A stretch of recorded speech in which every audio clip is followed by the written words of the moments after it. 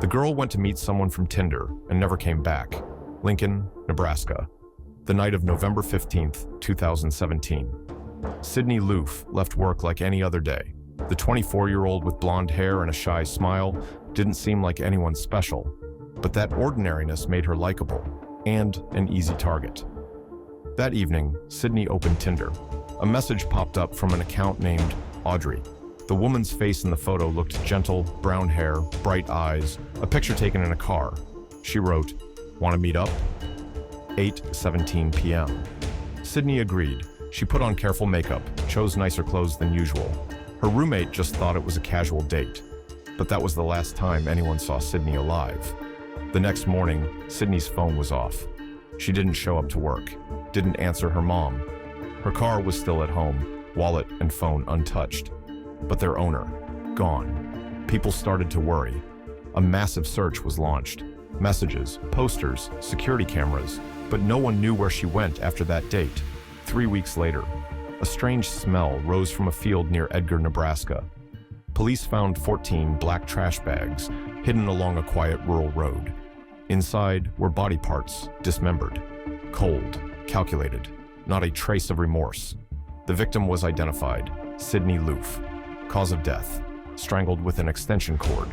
Sydney Loof had vanished like she dissolved into thin air, but the killer left too many traces. While Sydney's family frantically searched, the police quietly pieced together the clues, and every piece pointed to one name. Bailey Boswell, 23 years old, appeared on Tinder under the name Audrey.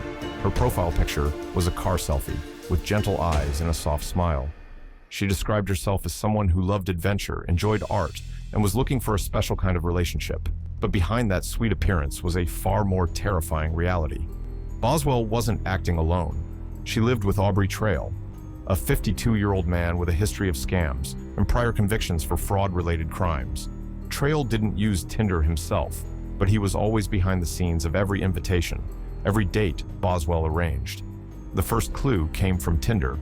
Sydney's friends said she had made plans to meet someone named Audrey the night before she disappeared. By checking the app's data, police traced Audrey back to Boswell, a brunette woman whose selfie had lured Sydney into that fatal encounter. Phone location history and surveillance footage quickly confirmed. Boswell and her companion, Aubrey Trail, had been near the scene that night. Instead of going into hiding, Trail and Boswell uploaded a bizarre video to Facebook, claiming they were being framed. But their expressions were too calm, their words too polished, and that alone raised suspicions. The couple's travel history after the date matched the route where Sydney's remains were discovered, scattered in 14 black trash bags along a desolate rural road. Once a search warrant was issued, police found undeniable evidence in Trail's apartment and vehicle: electrical cords resembling the murder weapon, tools stained with blood, and cleaning materials containing the victim's DNA. 2 years after Sydney's death, the trial in Saline County became the focus of national attention. The courtroom's atmosphere was heavy, not due to the weather, but because the truth was gradually unfolding. One by one, witnesses took the stand, revealing a dark world hidden behind Tinder's facade. Among them was Ashley Hills, who was just 20 years old at the time. She recounted a chilling moment at a Walmart in Beatrice. That day, Trail pointed to an unfamiliar woman and casually asked, "Do you want her to be your first?" "First? What?" Hills responded, trembling.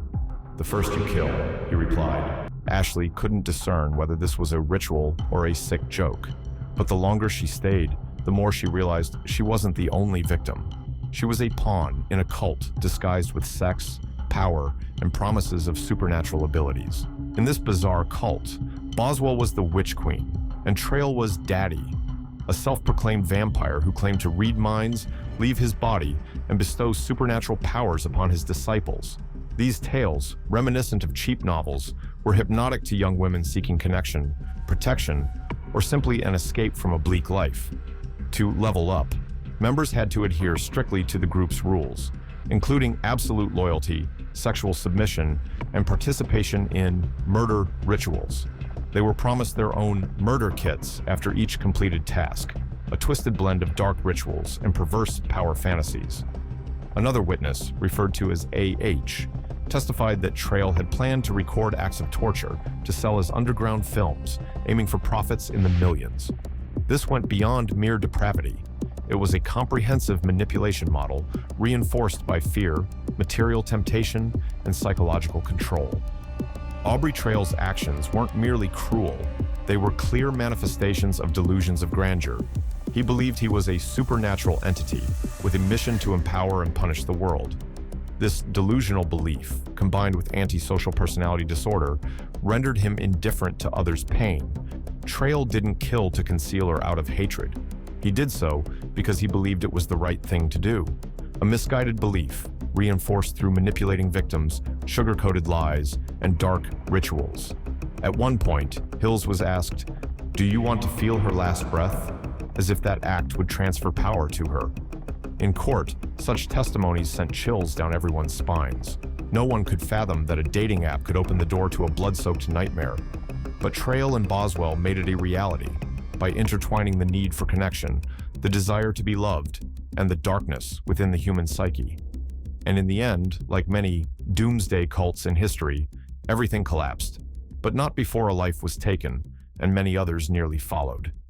The trial of Aubrey Traill for the first-degree murder of Sidney Loof was underway. After a silent first week, Traill shocked the courtroom. As a witness stepped down, Traill suddenly rose from his wheelchair and shouted, "Bailey is innocent, and I curse you all." Immediately after, he pulled out a sharp object, possibly a piece of a razor blade, and slashed his neck 3 times, then fell from his wheelchair, blood pooling on the courtroom floor. Law enforcement officers quickly intervened, restraining Traill and confiscating the object. The trial was temporarily halted. The judge ordered the courtroom evacuated. Traill was taken to the hospital. His injuries were not life-threatening, but required multiple stitches. This act was seen as an attempt to influence the trial, showcasing Traill's desire for control and manipulation. However, the trial proceeded without his presence. In June 2021, Bailey Boswell, the witch queen in Aubrey Traill's delusional world, was sentenced to life imprisonment. She became the first woman in Nebraska in over a century to receive the state's highest sentence.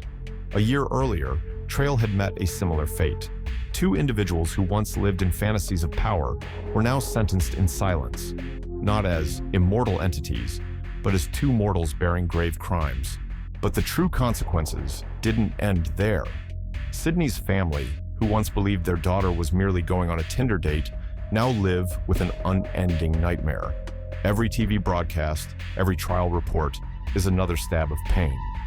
The 24-year-old woman who worked at Menards and loved animals now exists only in memories and legal documents. The communities of Wilbur and Lincoln can't forget either. The gruesome details, the trash bags containing body parts, testimonies about witchcraft, and murder plans at Walmart linger like a persistent ghost, shattering the sense of safety in a once peaceful land.